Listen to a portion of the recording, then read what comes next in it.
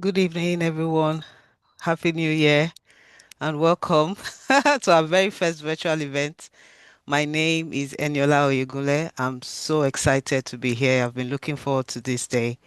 We have our wonderful speaker already waiting at the background, ready to take over the session.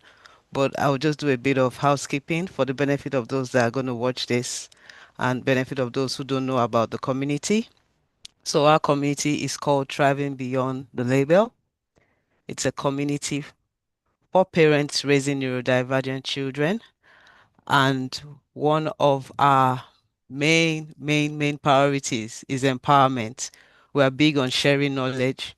We're big on empowering each other. We're big on liaising with professionals. And that's why today's topic is called the SEND Roadmap. We have an educator here to talk to us. So before we bring the educator and our professional, our guest of honor, I'm just going to be sharing with you a physical event which we are having on the 7th of March, which is basically 2 months from now. It's our first physical event of the year, and we are going all out for this event. We are focusing on communication. We're focusing on breaking barriers and unlocking communication. And we have a whole lineup of activities, including speech and language sessions by a reputable speech and language partner who is going to be offering free one-on-one sessions. We're also going to be having panel discussions from families with lived experience, as well as professionals from different sectors, from education to healthcare, to every sector you can think about that is responsible for supporting neurodivergent children. And it's going to be right here in Cambridge. All the details of how to register for this event, because registration is mandatory, is on the screen, or you can go to any of our Traveling Beyond the Label social handles. So the reason we're all here, let me just go straight into it by first introducing our speaker, Bola Macarthy. She's such a bag of experience, and I'm so excited to hear that we're all here to hear from her. She's based in the UK with over 25 years of experience in education, including 15 years in leadership. She's a seasoned English teacher, an examiner, and a qualified SENCO. And she's a proud member of British Psychological Society. So you can say she's a woman that has many hats. She's the founder of How Do I Know team. She has a video-based ministry that empowers parents. So she's very used to supporting parents like us.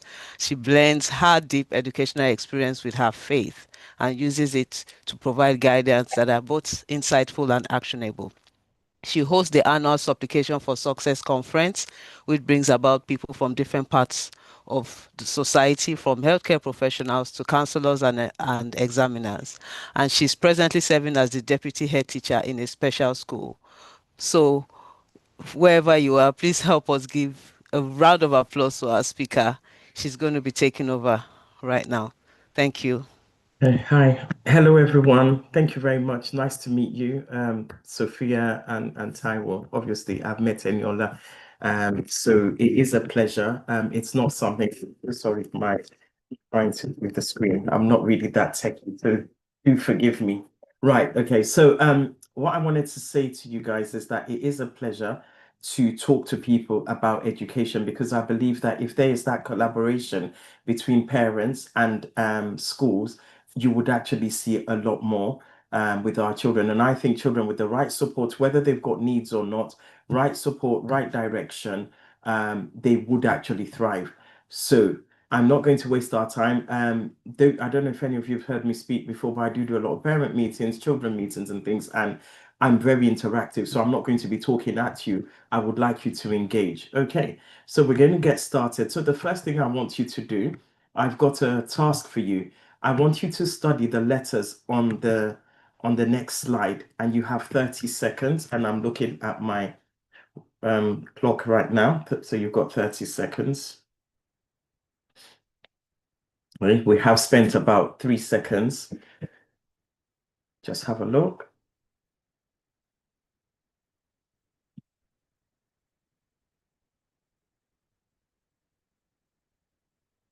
And we have just about 10 more seconds going. 9, 8, 7, 6, 5, 4, 3, 2, 1, and stop. Okay, so before you do that, I want you to quickly in the chat for me, please. Can you write down the letters that you remembered seeing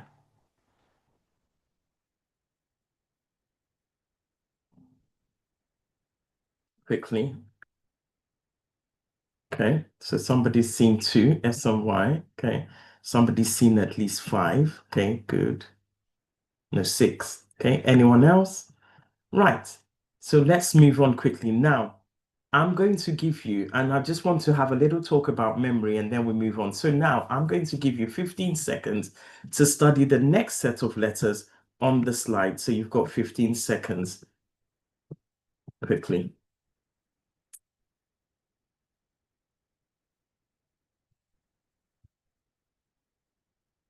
And you have about 8 seconds left.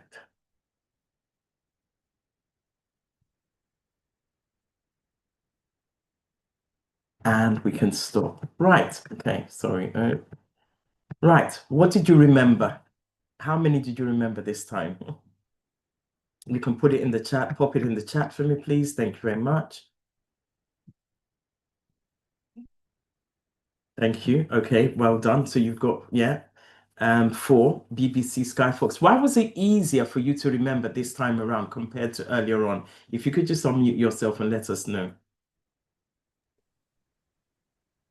I think it's because we can now relate it to something that you're familiar with, media Yeah. stations. Yeah, good. So the first thing that I wanted to say to you is that sometimes when we have children struggling, it's because they can't conceptualize what you're trying to tell them. There is no understanding. So there's nothing that they can actually pin it with, you know. So, and that's that test that I did with you was just a memory game as well. So our short-term memory doesn't really serve us well, but long-term memory does serve us well. And that is one thing as well that is very key in special educational needs. The reason why I said, because I remember when, Eniola approached me to talk, I said it would really be, if I just spoke about EHCPs, I would be doing the parents a disservice because sometimes not all students need not all children need EHCPs. And it would be good to just see the journey and what is offered in schools. And then when is it necessary to get an EHCP? And when you then get an EHCP, what happens next? Okay. So I just wanted, you've introduced me, but I wanted to say, how did I get here? So I started my career as an English teacher and I loved reading. You know, I remember as a young girl, because my father had, returned to homeland, so it was just me and my mother. So because she was studying for exams, we were always in the library. So that must have been something that generated an interest and a spark for reading. And to be honest, if you read, you're a leader. You know, you'll be able to talk with confidence, you'll be able to do so many things. But it also showed me that there were so many children that didn't have the power because of gaps in literacy. So that's why I decided to explore special educational needs. Not because I wanted to lower expectations, but I wanted to find the right support and intervention for those students. And I have seen it. I've seen a boy that I told him to write dog and he's writing Bob. He couldn't write properly. But, I was so elated when he came back about 3 years ago to tell me now that he's graduated from Southampton. He was very good at art, though. So he got a first class honors in art.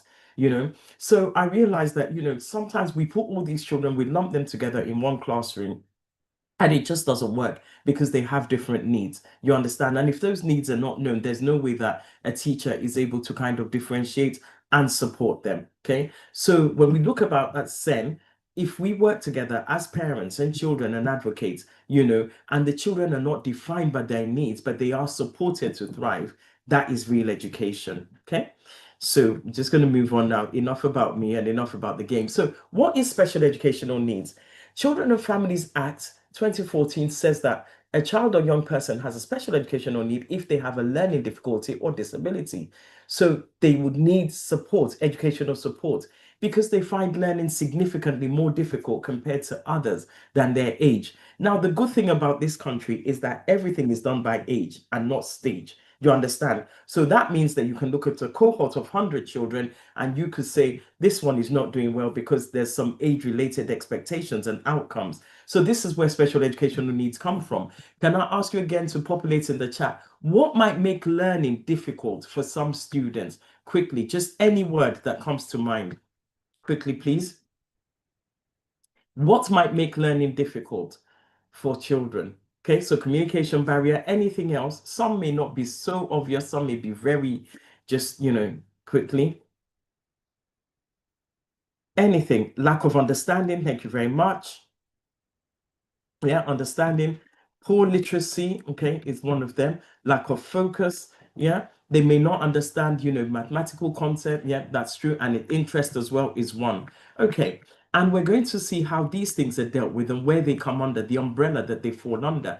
The one thing I wanted you to know before we really delve into special education needs proper is that we're all wired differently. Okay. What's my strength will be different from your strength.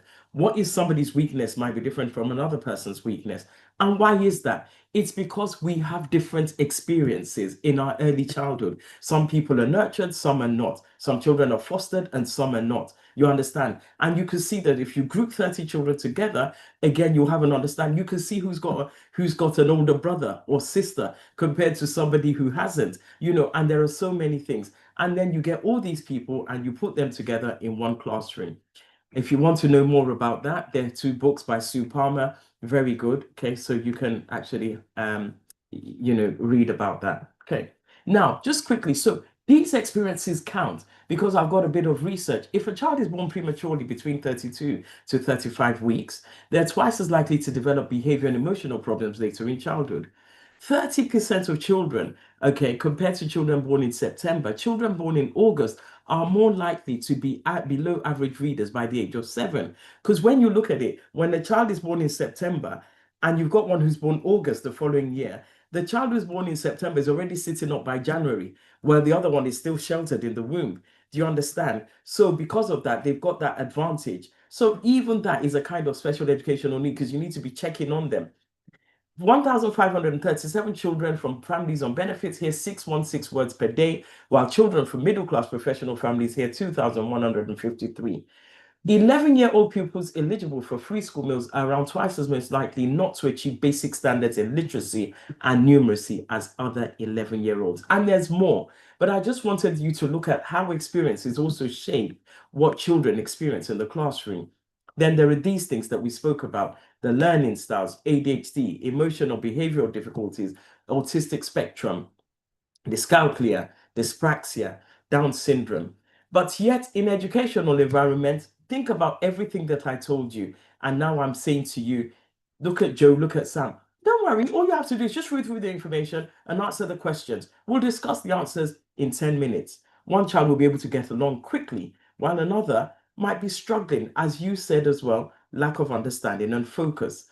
Just bringing you back to the definition of special educational needs, finding learning difficult. Okay, find learning difficult. Okay, compared to others, it's significantly difficult. Okay, so every child, especially here in the UK, they have a starting point and they're put on a flight path and there is a goal. So there are milestones that each child is supposed to meet. It's done, you do an assessment and then targets are based on that assessment. And then if they don't meet that target, then support might be put in place. And when that support is put in place, then they're monitored. And then the end goal is tested by skills, by competencies, by grades, by assessment points. Okay, so it's done at every point in our children's life. If you've got a child in year 1 and 2, it's phonics. If they're in year 4, they're testing the multiplication times table. If they're in year 6, you're looking at the SATs exam, and it's those sorts of things. Then it's the GCSEs. And even if they're in special school, even if they've got special educational needs as well, there are things as well that, again, these students are assessed on. There's a provision, there is targets in those students that have EHCPs. But it is up to us and the teachers and everybody working with those children to make sure that those targets are met. A child may not even have any of those things, and maybe they're under social care. There's also targets to be met. And every 6 weeks, people are meeting and discussing these needs and ensuring those targets are met. So, what is special educational needs? They're divided into four broad categories. You've got communication and interaction, and that's where, and I'm really glad you're having somebody who does speech, communication, and language. You've got the ASC, they don't call it ASD anymore now, autistic spectrum condition. You've got that, you've got other things as well, but I'm just, trying to really just condense it. You've got cognition and learning. So people who've got dyslexia, low literacy, lack of understanding will come under there. Dysgraphia, dyspraxia. You've got SEMH. Now, that one is a broad one.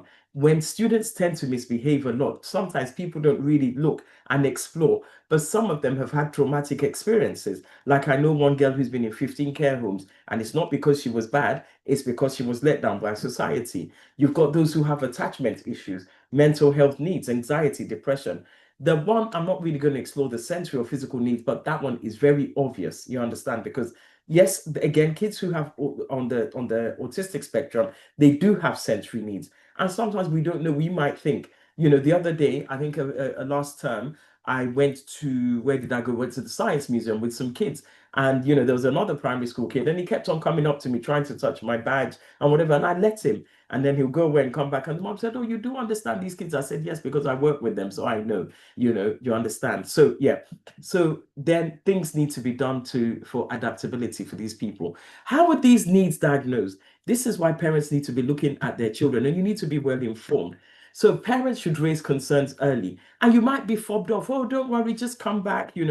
Go back and keep on insisting. And it's good that things are caught early as well, because sometimes some intervention can be put in place so that when that intervention is put in place and there's no change, then you can go back and it's monitored. But don't let them fob you off. We live in a country where, eloquence rules the day. If somebody knows how to talk and talk really well, sometimes it will look like you're the one who's got a problem. So always make sure you raise your concerns. I'm worried. I read in a book that my child's meant to be walking at 15 months. What's going on? You've got healthcare professionals are good because they will do the hearing test, they will do the balance test, they do the APGAR test. So they're actually quite good.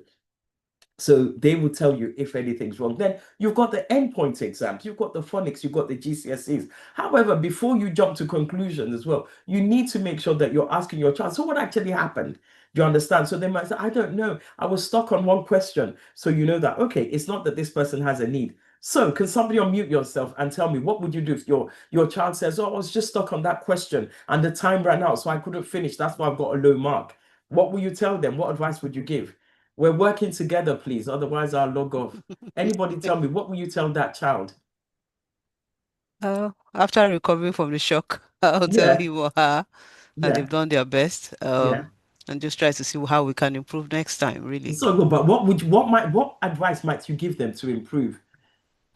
Just think. So they said, I was stuck on this question. I didn't Oh, understand okay. it. To skip.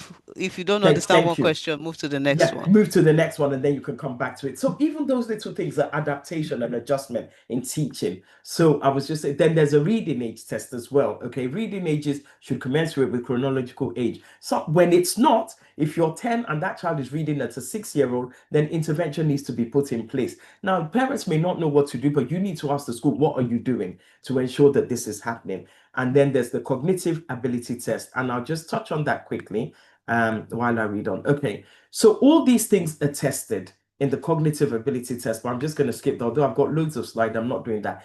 Any standardized test that is done with a child, okay, they're usually scored with an average of 100.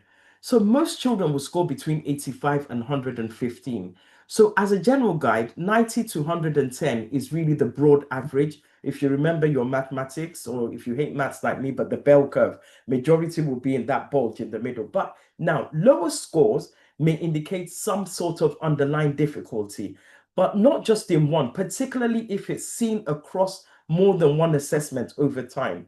Now, a score below 89 does not automatically mean that there's a diagnosis or an EHC is needed. It just needs that the school that that child is in needs to look more closely and gather further evidence. So, for instance, as a teacher, I might say, I looked at Sophia, and I hope you don't mind me using your name. I looked at Sophia's scores. She had an 85. Like I said, I might say, Sophia, what was wrong? And also, another thing is there's these things called confidence intervals. So, Sophia might have been hungry that day. So I'm going on about her doing the test, but Sophia's thinking about the toast that her mum made that she didn't eat. And so because of that, her performance was skewed.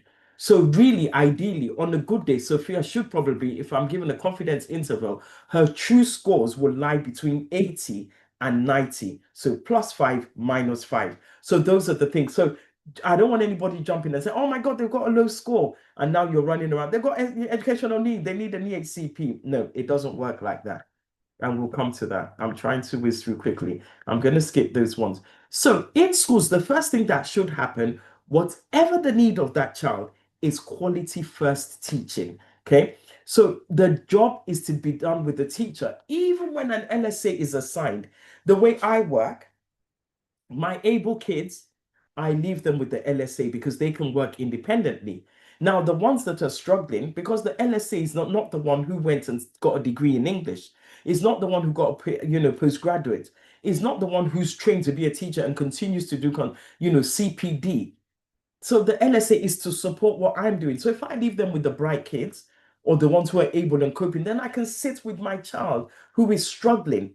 And then I can now give them that expertise, okay, knowledge and support. Okay, so you don't know what this means. I remember when I had a class where everybody in there had needs, and we were looking at a father being upset because his son was wrenched from him, and they couldn't grasp it. So I went and brought a wrench from B&Q and say, this is a wrench. What happens if I slam it on your head? And they were able to get it. I said, okay, feel it. They said, Miss, it's cold. So what does that tell you about the son that went away? And before you knew, paragraphs and ideas were blooming. So quality first teaching is the first thing. So don't be upset if there's no TA working with the child at that point in time. If you have a child with needs, say, oh, but the TA was not there.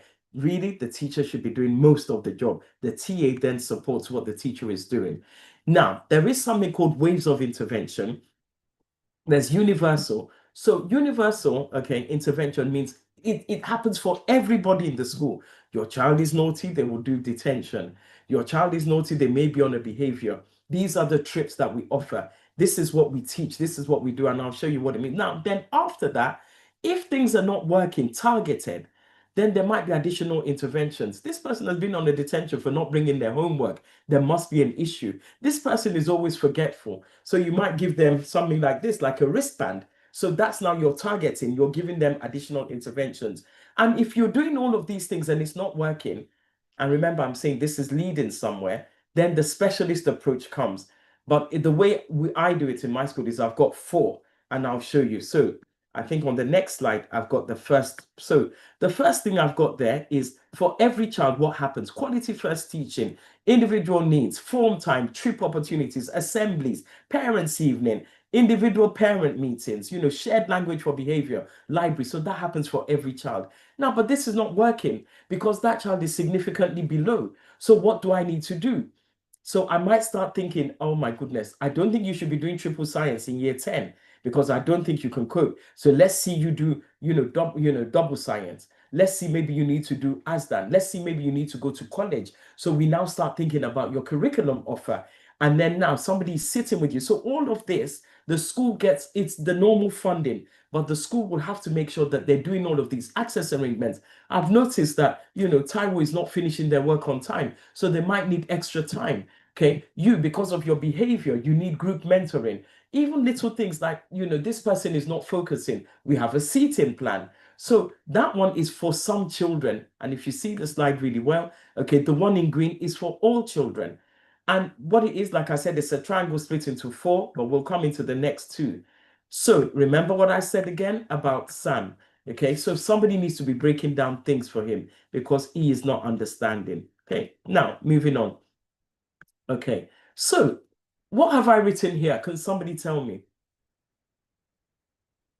Okay, what if I told you, and what all I want you to do now, the first four things that you see there, symbol says with, okay? What do you think the second word might mean?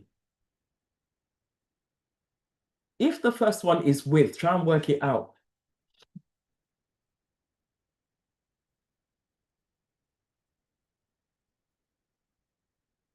Remember, we spoke about shared experiences and whatever. So the first word is with. The little boat thing is W. The arrow going down is I. The triangle, okay? So somebody seems to have got it. So what is the second word? Let's see. There, thank you very much. Okay, exactly. So it's providing that context for the children, sorry, okay? So I did it the other with the right help and the right support, each child should get there. So all I did was just change that into wingdings, okay, the font, and then it came up with that. Okay. So, but if no one is scaffolding for our children, whatever their targets, okay, they are not going to be able to get there. What they'll do is they'll sit there. I remember I almost cried, and these are one of the reasons why I said I went to do, SCN. There's a boy now, I see him sometimes doing night shift in my local Tesco. When he told me he was doing masters, I didn't care who was there. I was just carrying him, do you know what I mean? And dancing up and down because this is a boy that could not read. This is a boy, and he said, Miss, like when you put the words on the board, it looks like I'm reading German. I don't even know what German is, but I'm just looking at it. I don't know what to do. And some kids are like that, and especially kids with needs, and sometimes they're overlooked. So it is our responsibility to make sure as well that if they're being overlooked in school, you need to go back. Don't let anybody tell you how good they are. Oh, we made lovely fairy cakes. They're so good with their peers. Yes, that's fine. But how about in terms of their progress and attainment? Okay, what are we doing to make sure that they make progress? I tell the teachers that I lead because I'm in charge of curriculum. I said, look, any child here, even if they have special educational needs, I said, I do not want them. If they fail, don't let it be because of you. You want to put your hand on your heart to know that you've done everything humanly possible for that child. So, another thing I need you to know is every child, sorry, some of these things I'm just going to skip because of time. But the first thing that you've got to understand, okay, is that every child, okay, uh, um, when you're reading at if you have a reading age of 15, you are reading like an adult. Okay, you're reading really well. So any 15-year-old should be able to read this, whether they've come across a word or not. So if they've never seen correspondent, and if they've never seen Mongolian, they know that they would have to break it down, okay, and use what they've learned before. If they see Mikhail. Now, a functional reader is somebody who's got reading age of 10. It doesn't mean they're a good reader, but it means that they're able to get by, okay, and do the needful. You understand? So they can't be cheated. They could find their way. Some, not some, but not all. So look at what this same text, sorry, would look for, okay, for somebody who's reading at the reading age of 10 years, 6 months. Okay. So didn't know what correspondent means, drop a lump. They just make up the words. Yeah. And if you have a look, just quickly have a look at some of the words there. Okay. Some they can pronounce, some they couldn't pronounce. Why do you think the font is different? Why have I done the font like that? Anybody know why I did the font like that compared to this one, the one that we had earlier on? Right. You guys you're not impressing me, man. I'm not feeling the love. It's because the child will be struggling to read it, okay? Now, and this is somebody who's got reading age between 8 and 9, okay? The ones I've blanked out means they can't access it. They don't know what it is. Their war correspondent becomes competitors because of then they'll skip it. Oh, I don't know. And then can you see the words are smaller now because they are struggling, okay? So again, that's what and then I've got one more, okay? 7, okay, to 8-year-old. And then finally, yeah, I think that was it. But I'm going to skip these ones. So when you have kids who do have all of these issues and these problems, there's reading interventions, like I showed you, that will be put in place. Okay. So you need to ask, make sure you're looking at the children's website. Okay, what are they doing to encourage reading? And you as a parent as well, you must make sure that you are encouraging reading, that there is a routine. Don't tell them, go and get your books, you sit there as well. You model the process. Now, in wave two, like I said, some people, they may not need an EHCP, but what they need is a bit of prompting. So they need to have access arrangements. And I'll show you what that means. It's not to give the students an unfair advantage. It's just to give them the level playing field so that they can demonstrate their skills. And it has to be the students' normal way of working. Some students, their handwriting will be like, an ant went in ink and ran all over the page. And then, nobody can read it. Therefore, they're disadvantaged in an exam. And I always say to people when I do that exam conference, I say, look, tell me who the examiner is. Do you think it's somebody who's smoking a pipe, sitting on a big high chair and the papers are coming? I said, no, it's me. I take my kids swimming. Then I've come back. I'm cooking dinner. I've got my own work to do. And then I'm tired and I have to mark your work. And now I'm seeing something like an ant running all over paper. So that's why schools will say, maybe you need a laptop and they will provide one. Now, what some people do, which is not really fair on those kids, is don't worry, on the day of exam, we'll give a laptop. The kid needs to, there's a girl that I tutor and I was so pleased. She's in year 9. When I went to the house, the mom said, is it okay? Because she's been working in laptop in school. And I said, that is so good. That's what I'd like to see in schools because it becomes her usual way of working. So when she's now in the exam, she can use that laptop. Some people have TAs working with them, reading the work, writing for them. You understand? Because at the end of the day, let's ask ourselves this question. At the end of the day, when you're in work and you have something to do, to type, to write, or whatever, sometimes it can take you 2 days. You have deadlines. Nobody's giving you 45 minutes to write a story. Do you understand? Now I'm more savvy when I'm writing records because I thought, "Oh, my fingers are gonna, they're gonna disappear with all this typing." I just do it in notes on my phone, and then I send it to myself and do the corrections. I've reduced half an hour trying to type up a document. So again, make sure. But the thing is as well, sometimes in the sort of community that I come from, people don't like access arrangements. They'll say, no, no, no, we're not going to go down that route. Some of the kids will say, even some kids will say, Miss, I ain't disabled. I'm not doing it. And I said, if you knew how this thing would advantage you, okay, because it is based on their scores. Look, and the Equality Act. So schools will also get in trouble if they don't make reasonable adjustments for a student, okay, who is who is disabled within the meaning of the act. They will be at a substantial disadvantage, okay, compared to someone who is not disabled. So what sorts of things constitute normal way of working? So working in small groups. So some kids, they work away so that when it comes to exam, they're in a separate room, literacy interventions. So these are the things that teachers will use as well when they're making those applications to the exam board. And these are things, extra time, like I said, is an arrangement. Having a reader or computer reader, there's computer pens. Somebody reads aloud to them.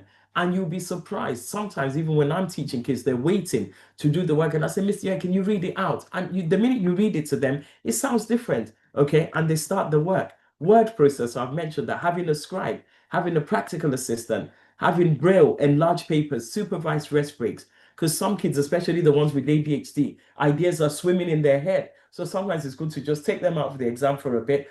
If you're giving them breaks in class, you should be able to justify that in exam. Okay. Now, the second half, and please do forgive my literacy skills, is, as you can see, we've gone now, this is the third rung. So now they have full access arrangements. It's in place, but they're still not making progress. You've got the EdSpsych. Okay, now what, giving you strategies, coming in to observe, working with you, working with parents. Now you have in-class support from the teachers and the TA. So sometimes the TA would now say, normally instead of the TA walking around and saying, okay, you need help, how can I help you? The TA now sometimes will probably have to work with one or two kids.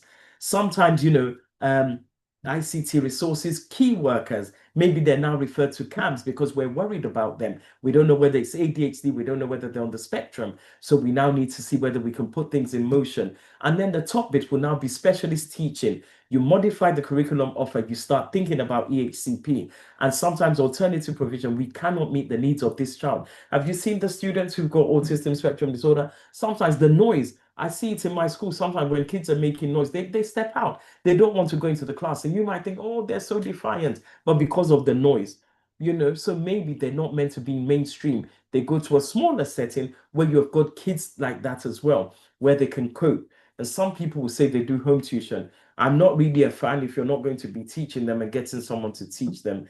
I know I'm being recorded, but I do have my thoughts around that. If you do have people, and you have qualified specialists and you're doing everything and meeting their expectations of the national curriculum, well done to you. Okay, so send support. So now, and I'm almost finished because I'll now touch on EHCPs.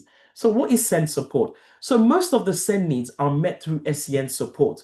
Those things that I told you, that's second wave. Okay, today we're writing an essay, so I'm going to deploy Wurala to help me support this child. Okay, or sometimes, oh, the literacy is not where it should be. So Wurala, for the next 6 weeks, you're going to help me run a literacy intervention. We'll come back, we've assessed, we know that they're not great. We're going to, assess, plan, and then we'll review, and then we do. So at this point, some children may need an EHCP, but what we've got to understand is EHCP are for complex long-term needs. Not everybody on the autistic spectrum or who have ADHD need an EHCP. Yeah. So we shouldn't really go around and say, because I'll tell you why. Okay, that is.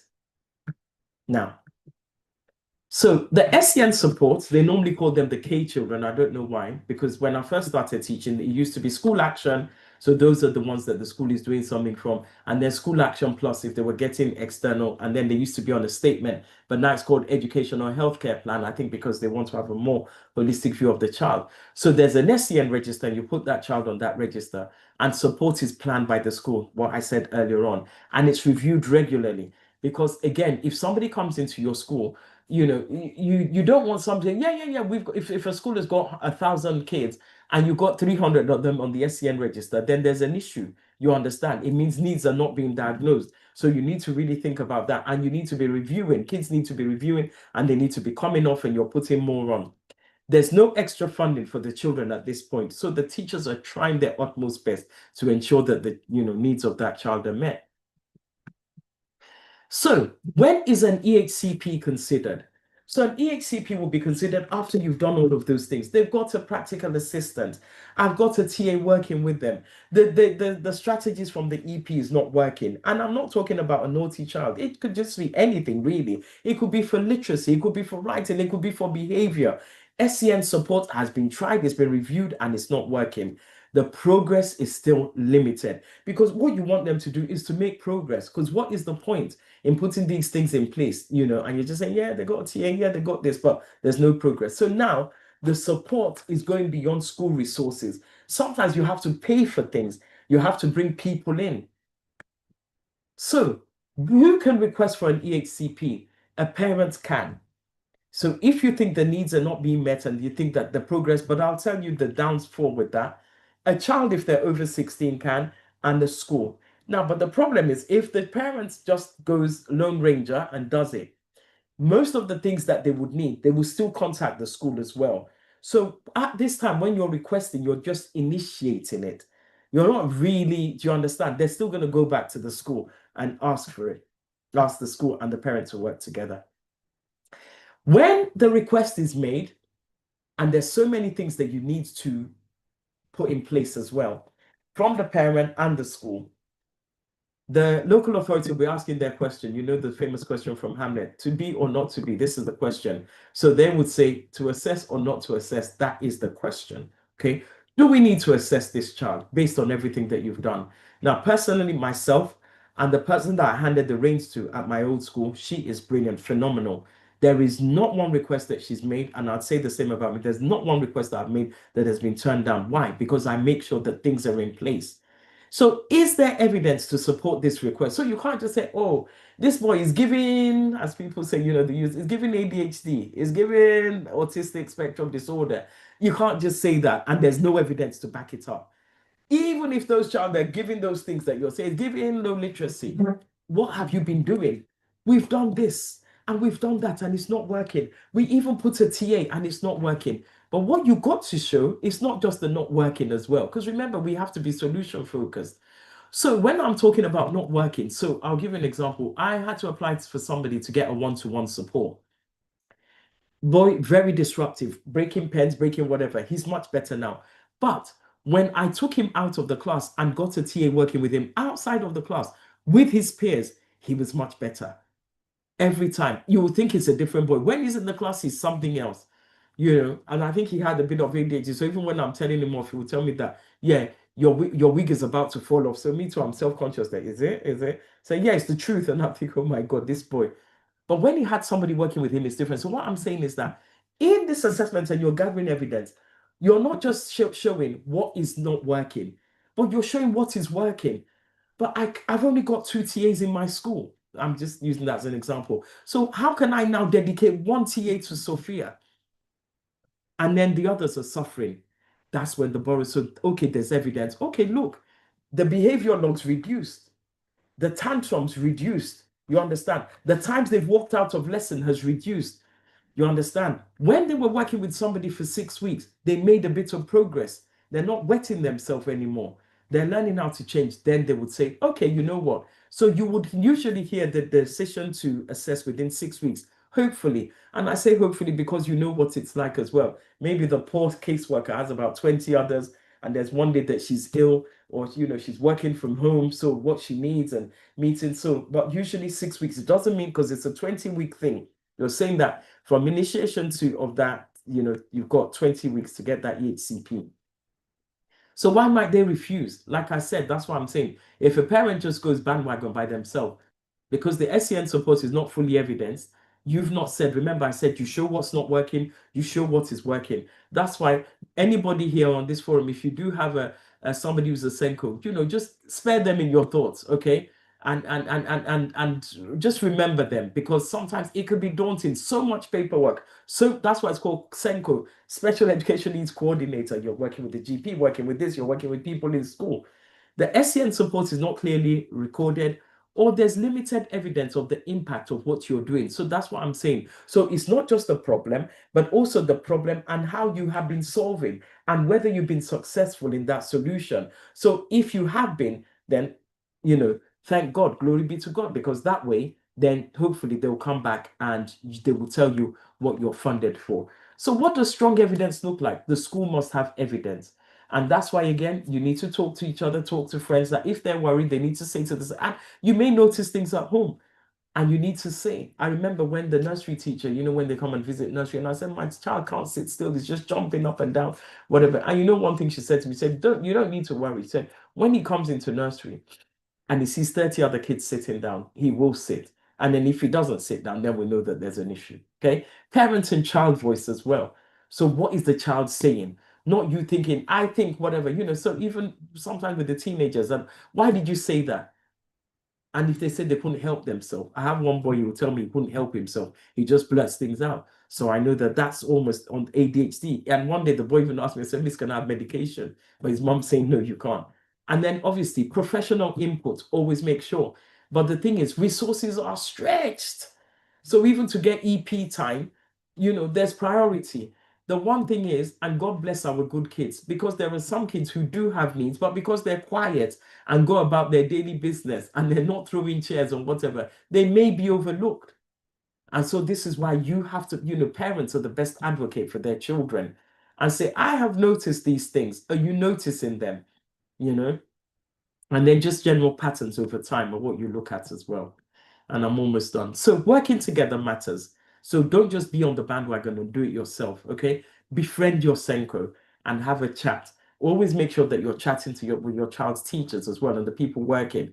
And remember in your head, and I'll tell you about so when is an EHCP agreed? It's a legal plan. The school has to stick to it. Now, the one thing I was going to say, if you have an EHCP, the school is not a school anymore for that child. It becomes a provision.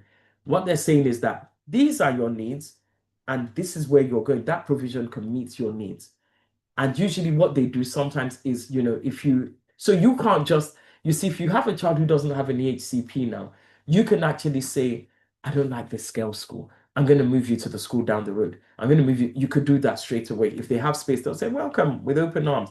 If a child has an EHCP, you have to be defaulting to the borough and say, we want to change school. But why? You can't just change school as well. Or we feel that the school is not meeting our child's needs. You can't even say that, because then there has to be a meeting. Why is it, So, and then if you do look for another school now, what happens is the paperwork gets sent to that school. This is a child, and I look, and please don't take this the wrong way. Most of the children within the HCP, sometimes they look bad on paper. They're not bad, but because the way things are written and things, so a school might look at it and say, nah, we can't meet the needs of the child. Do you understand? So sometimes what I do is I would say, take the child, go and visit. So at least somebody has met the child, so that there is a name and there is a face to the paperwork that you're holding. I remember in one of my schools, the college, when they were going to post 16, they were getting rejected because of what was on the paper. Things that had happened when they were in year 2 and year 4, they're still part of this CHCP. So the people said no. So the lady now organized, come and see them in school, let them come and see you. And they all got accepted. So that's what I meant by that. So please don't be offended. Our kids are good. But if somebody doesn't meet that child, they may be looking at that paper and thinking, no, no, no, no, no, no, no. Yeah, it has to be reviewed annually, and funding links to the need. And then the schools, like I said, they get the first level of support, and then the EHCP is top up funding. Now, you do have to remember here, though, that the funding supports the provision and not the label. So the fact that the child has got autism, has got Asperger's, has got ADHD, has got ODD, the funding is not for that. It's the provision to ensure them to make progress. So always remember that as well. For the agreement of the EHCP. I think I am coming to the end in case there are any questions. I think I am. Okay, so my child has an EHCP.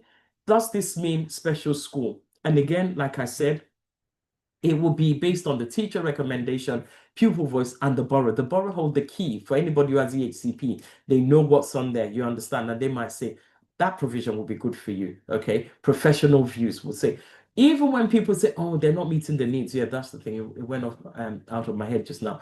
They're not meeting the needs of the school. The SENCO and the people working in that school can come back and say, yes, we can. It's just mom being difficult. Which is true because some kids, they don't want to be going to school. Some of them, and maybe genuinely the needs can't be met. You understand? And that's why it is important. If you are worried, don't wait till the annual review and say, yeah, we've done our annual review in September. So now it's September 2026.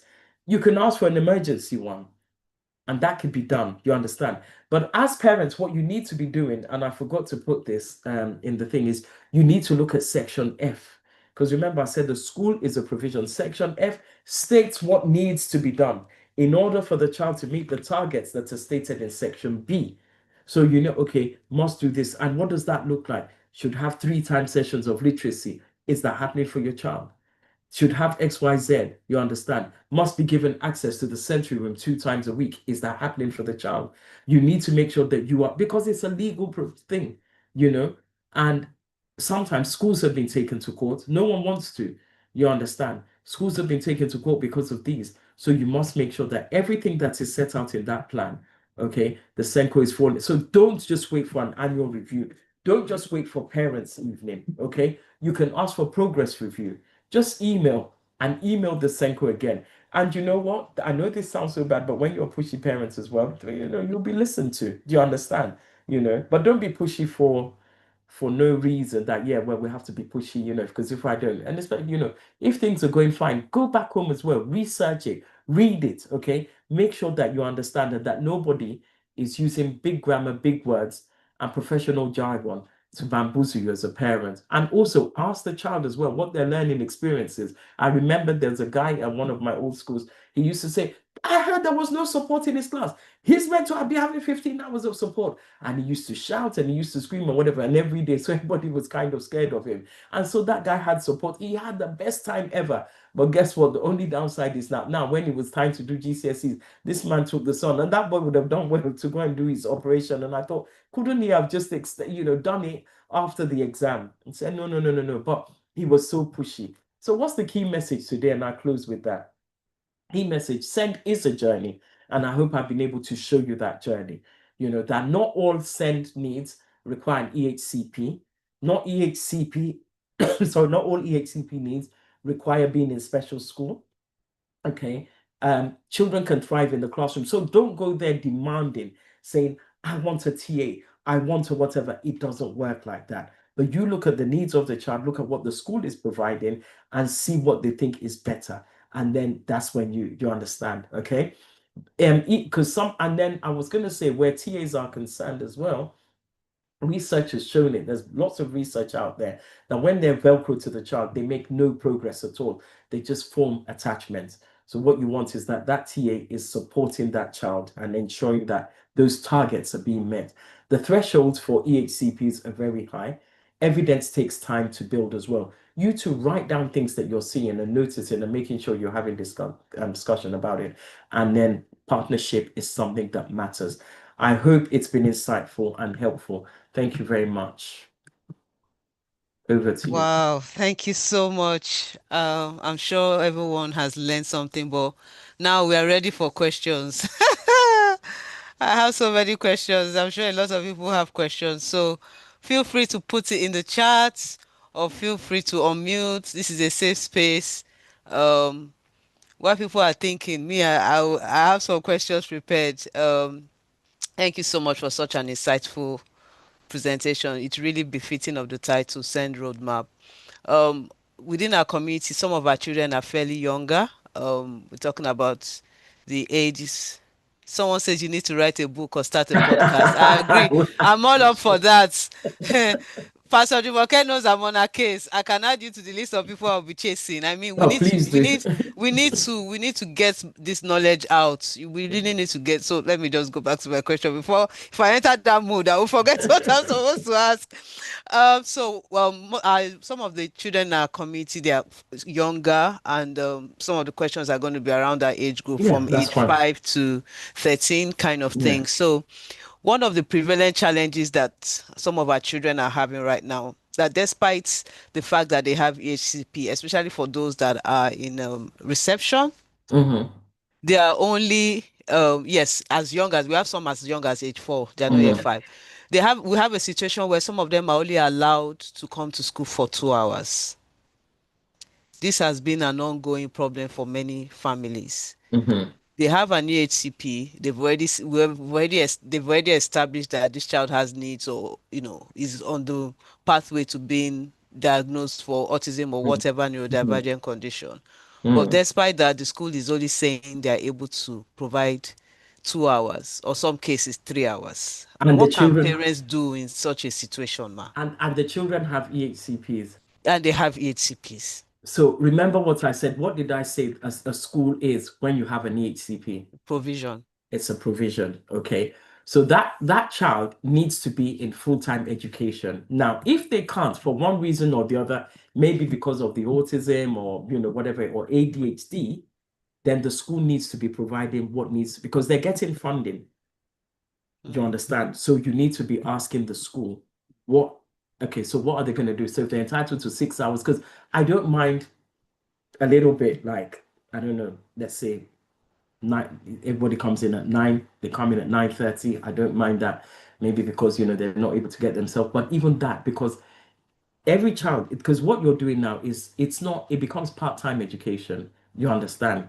And have they had a review? You understand? Because even if that's what was agreed for now, it needs to be reviewed every 6 weeks as every well. 6 weeks. Yeah, allows them to drip feed.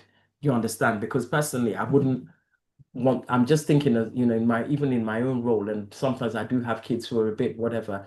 We do, once we say, okay, you're coming from 8:30 to 11:30, the third week we're increasing it Mm, gradually. Yeah. mm. So that needs to happen. So that conversation needs to happen. Don't let them fob you off. Okay. Okay. Then we have someone who has raised up her hand. Yeah. Go on then. Hello, good evening. Good Thank you evening. so much for the presentation. It's been very insightful. So, in fact, if I have to ask question, I think we'll be here till like tomorrow morning. I'll just so I have one. My son is in school just for 2 hours, Hmm. and I have raised it with the caseworker, raised it with the school, and everyone just seems to, the caseworker seems to agree with the school to say, yeah, it's let him just be there for 2 hours, and gradually they will increase his time. They're not telling me when it's going to Yeah. happen. It's not Okay. looking likely. They only, I think, okay, they made it 2 hours, 30 minutes now because he settled in well last week and Hmm. this week. So it's Yeah. 2 hours, 30 minutes. Okay. And what I come, because I also just had a baby. So I said to Hmm. them that this is very stressful for me, saying that I Hmm. don't sleep at night. And immediately I'm taking my son to school. I'm coming back to pick him. And Hmm. they referred me to front home, one thing, something, I don't even know what it Hmm. is, and I haven't received the service yet. But Hmm. they called me and said, oh, I'm on top priority and all of that. And Hmm. even with that, they said to me that they're only going to be with the child at home for just like 1 hour. So, how do I handle this kind of situation? And that's what I'm saying, that it's how many hours is a child in reception? Or yeah, because how old is your child again? He's four and a 4. half. So yeah, so that's reception. The only thing that I would say that might be a little bit tricky, so we need to think carefully about how, and I can send and you allow one or two things, so that when I think number one, when you're communicating, you communicate in writing, okay, it's better. Do you understand? And you communicate with knowledge so that you know what you're talking about. So the only thing I would say in terms of the education system and legally, that might be a bit tricky, is because they're 4, they're not 5, because 5 is where statutory schooling begins. Do you understand? So, but if your child is having this support as well, What else? But they have got an EHCP, which is makes it better for you. If it was any other child with no EHCP, then it's an issue. You need to say, so what's going to happen in those other hours that they're meant to be? You understand? Because the place is funded for your child to be there. So if it means that they're paying for them to go somewhere, you see, like even with secondary school kids, for instance, sometimes, 1 day a week, some of them are at college, 1 day a week, some of them at a horse therapy course, you understand? So they need to come up with things, okay, where that child will go during, you understand, because those 2 hours are not enough. Because once that child gets used to that as well, what happens when they get to year one? You understand? So, and I think that's the first thing, but it has to be in writing as well. But I can give you a few kind of key phrases and things to use.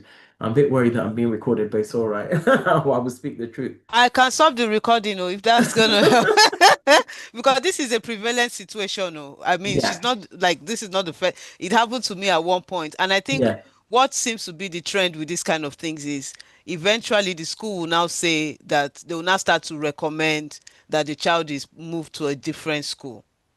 They start yeah, to suggest things like, oh, maybe the child needs to go to a specialist school, or yeah, maybe, but the thing is, they put the parents in such a limbo. I mean, yeah, she has yeah, articulated her situation. She has been yeah. on this issue, constantly having meetings with them, constantly No, asking yeah. for what's going to happen, and it just feels like they're just dancing around the situation. Mm. Yes, you've seen Sendias. Yes, Yeah, there's something Sendias. called Sendias. They're Yeah. meant to be very helpful as well. Okay. I don't, yeah. So make sure that you look for the one in your local area. There's another one, but I can't remember their names because Mm, I'm not SENCO anymore, but I line manage mm. Sen, but I will find it and send it all to you so Yes, that you please. can So she put should it. just keep chasing and Yeah, insisting. yeah, but not just keep chasing and not getting anywhere. It's more asking the right questions now that, okay, so if my child is funded to be here, okay, and you're taking the money, okay, but I'm keeping the child for what, 4 hours.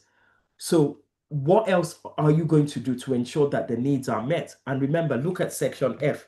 So when we finish today, go back now and look at section F of the EHCP. What is it stating? How are the school meeting that? Is the first thing that I would say to you. Okay. Yeah? So Is we that have to, she has to Okay. ask the right yeah? questions and Yeah, get yeah, yeah. senders. But I will send you some things. Some things. So Okay. yeah, so that Thank you when she's so writing, much. no problem. I'll be looking forward to that because we've been dancing around the circles, Mm, dancing yeah. around. Like it's not going anywhere. It's just Yeah, at this point I'm just frustrated. I'm like, what, whatever. yeah. So thank you so much. Yeah, no Sophia. problem, And no another problem. one has in the chat, mine was given 1 hour for three Yeah, days a week. yeah. I So mean, no, it's yeah. becoming an epidemic right Yeah, now. and you know what? And if they don't go to school, then you're in big trouble. You Mm. understand? So it's yeah. What are the needs of the children? Is it ADHD? Is it ASC? No, some of them are still they haven't been formally diagnosed, but some of Okay. them have a confirmed, at least in my own case, my son had an autism diagnosis at the time where he was being pushed around, Yeah, but they were pushed me around, and the only suggestion was to move him into specialty school, and I had no choice but to take it, yeah, because in a way, it was clear that the school could not meet his needs. yeah, Sorry, that's yeah, my yeah. son. He's found Yeah, his no, way into my leave room. him be, please. Don't chase him away. Yeah, I was gonna say, but if they have EHCP, it makes your position stronger. If they don't as well, it still makes your position stronger because you now need to say if they don't have an EHCP, so what are you actually doing? You understand? And don't let them, because have you stopped your recording?